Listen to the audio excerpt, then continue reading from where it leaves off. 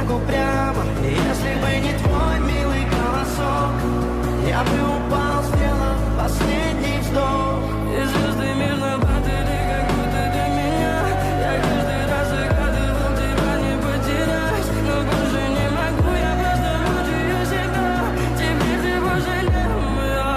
В камине в 6 утра фотография твоя, горят воспоминания о тебе.